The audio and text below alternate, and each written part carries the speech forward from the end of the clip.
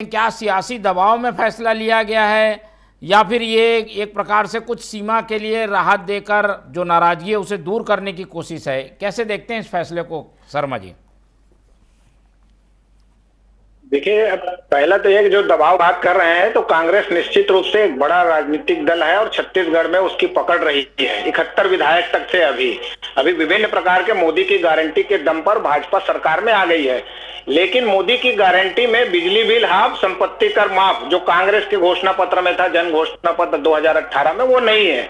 अब सबकी राहत देने की घोषणा की अलग अलग रहता है, लेकिन अभी जो प्राथमिकता जो कह रहे हैं कि सूर्य घर योजना एक अलग चीज है। व्यक्ति की स्वतंत्रता है, वो लगाए कि ना लगाए, जनता को राहत आप किस रूप में देंगे, ये महत्वपूर्ण है। तो अब जो 400 यूनिट जो कांग्रेस सरकार के समय था, तो उसमें आप 400 से 1, 2 या 500 भी आप जलाते हैं, आगे जितना भी जलाते हैं, तब भी 400 यूनिट का लाभ मिलता था। जो आम लोगों के लिए जानकारी के लिए बता दूं, अभी जो भाजपा ने पहले 100 यूनिट जो किया, तो 100 यूनिट से 101 भी यदि होता था तो आपको 100 यूनिट का लाभ बंद हो जाता था। अब तीसरा जो अभी जो आया है 200 यूनिट तक फ्री, तो इसमें यह है कि आप 400 यूनिट भी जलाएंगे तो आपको 200 यूनिट का लाभ मिलेगा, 200 यूनिट हाफ के रूप में आपका बिल आएगा।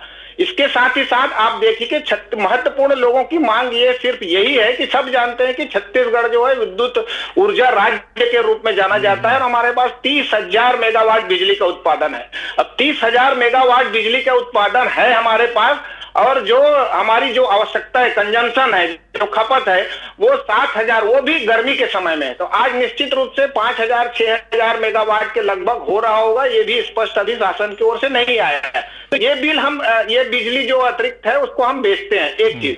दूसरी चीज, सूर्य घर योजना की तमाम बातों में एक बात यह है, क्या वितरण लाइन आपकी इतनी मजबूत है? 1 लाख आवेदन आपके पास पेंडिंग है, 11,000 लोगों को आप सूर्य घर लगा चुके हैं। जब सब यदि सूर्य घर बिजली का उपयोग करेंगे तो क्या आपके पास ग्रिड में, वितरण लाइन में इसमें इतनी क्षमता है कि ये सब बिजली को भी ले सके? क्योंकि आप निजी बिजली जो पैदा कर रहे हैं उनको लेने की स्थिति में नहीं है। तो CSPDCL का खुद का उत्पादन अपना जो है आप देखेंगे तो 1360 मेगावाट राज्य निर्माण के समय था, जो आज बढ़ के 2978 मेगावाट हो गया है। खुद का भी उत्पादन इतना बड़ा है। उसके साथ ही साथ आप लाइन लॉस जो होता था उसको भी कम करने में सफलता मिलती थी, जो बिजली चोरी कह सकते हैं, या लाइन लॉस जो होता है उसमें 34.57% था राज्य निर्माण के समय, अब घट के 13.82 हो गया है।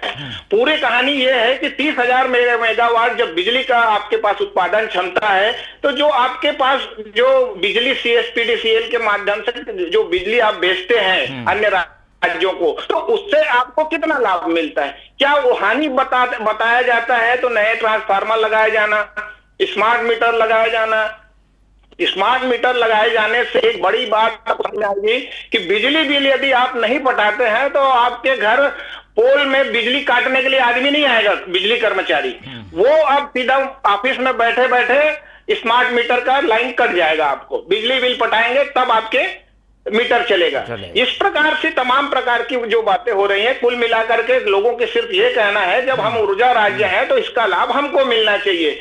उद्योगपतियों की संख्या लगातार बढ़ती जा रही है, खपत हम लगातार बढ़ती जा रही है, उपभोक्ताओं की संख्या लगातार बढ़ती जा रही है। लेकिन कांग्रेस के समय जो 400 मेगावाट था, लोगों ने उसको अप्रिशिएट किया और बिना मोदी की गारंटी के भी भाजपा ने इसको लागू किया, भाजपा उसको सब कर दिया। तो राजनीतिक रूप से भाजपा को कहीं ना कहीं नुकसान दिखा था। इसलिए भाजपा प्रदेशाध्यक्ष किरण सिंहदेव ने ये बात मुख्यमंत्री से कही, और विधानसभा का जो अंतिम सत्र उस भवन में कहा जा सकता है, वहां मुख्यमंत्री ने एक बड़ी घोषणा की है, कहा जाता है। लेकिन सूर्य घर योजना को लेकर मेरा कहना है, इसका प्रचार प्रसार के क्या भाजपा के कार्यकर्ता 60 लाख हैं, क्या उन लोगों ने लगा लिया है? क्या सरकारी भवनों में लग गया है? क्या जब लगेगा लोगों को समझ में आएगा तब वो प्रचार प्रसार की बात आती है आम लोगों तक। आम लोगों तक यदि जो लोग लगा रहे हैं 1 लाख आवेदन, तो आप कब तक लगा के देंगे उसको? मैं आवेदन पेंडिंग है मेरा, तो वो कब तक लगेगा? तमाम प्रकार की बातें हैं लोगों को समझाने के लिए। जी।